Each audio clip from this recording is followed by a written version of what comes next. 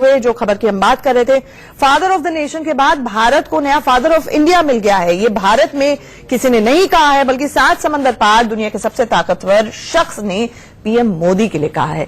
New York में Modi Trump की मुलाकात के बाद ट्रंप ने पीएम मोदी को भारत को एकजुट करने वाला बताया और कहा कि वो एक पिता की तरह पूरे देश को एक साथ लेकर आए हैं और ट्रंप ने पीएम मोदी को फादर ऑफ द नेशन कह डाला।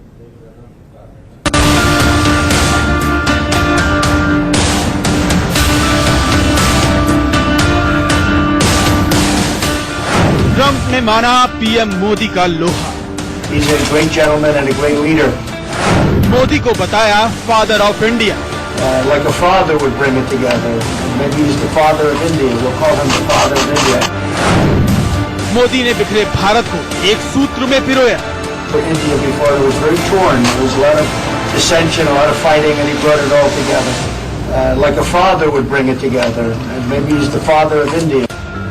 ये शब्द दुनिया के सबसे ताकतवर देश के सबसे ताकतवर राष्ट्रपति के डोनाल्ड ट्रंप पीएम मोदी को भारत का पिता बता रहे हैं। एक ऐसा पिता जिसने पूरे देश को एक सूत्र में पिरोया, अलग अलग मुद्दों पर बिखरे हुए देश को एक साथ लेकर आया। एक ऐसा उदार और महान नेता जिसको पूरा हिंदुस्तान प्यार करता है, जिसका पूरी दुनिया सम्मान करती है।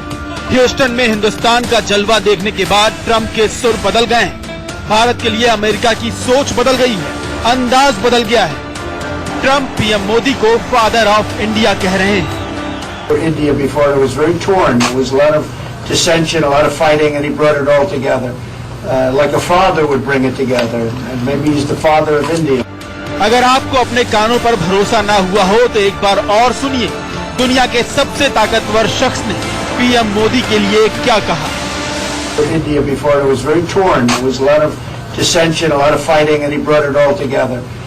Like a father would bring it together. And maybe he's the father of India. वो ट्रंप जिन्होंने आज तक 15,000 से ज्यादा लोगों को एक साथ संबोधित नहीं किया, वो ट्रंप जिन्होंने आज तक कभी 59,000 भारतीयों का जोश नहीं देखा, जब उन्होंने ह्यूस्टन में हिंदुस्तान का दम देखा तो दंग रह गए। उनको हिंदुस्तान की ताकत का एहसास हुआ और सब भारतीयों को वहाँ एक छत के नीचे लाने वाले पीएम मोदी की ताकत का एहसास हुआ, जिसके बाद वो भारत को नाराज करने का जोखिम नहीं उठाना चाहते।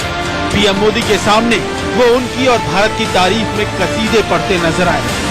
He's a great gentleman and a great leader. And I remember India before, now not intimately, but I remember India before it was very torn. There was a lot of dissension, a lot of fighting, and he brought it all together. Like a father would bring it together. And maybe he's the father of India. We'll call him the father of India. I think that's not so bad. But he brought things together. You don't hear that anymore. So I think he's done a fantastic job. But I think that what the event showed is how much I like the country of India and how much I like your Prime Minister. There was tremendous spirit in that room too. And they loved this gentleman to my right. They really do. Those people went crazy. That was like Elvis. That was like an American. He's like an American version of Elvis. That was like we brought in the middle of an all-American deal. Elvis Presley came back. No, he was. That was quite something. They love your Prime Minister. It's a great thing. ये शब्द उस America के हैं जिसने 2002 दंगों के बाद PM Modi को अमेरिका में घुसने नहीं दिया, उनके ऊपर बैन लगा दिया, उन्हें वीजा तक नहीं दिया।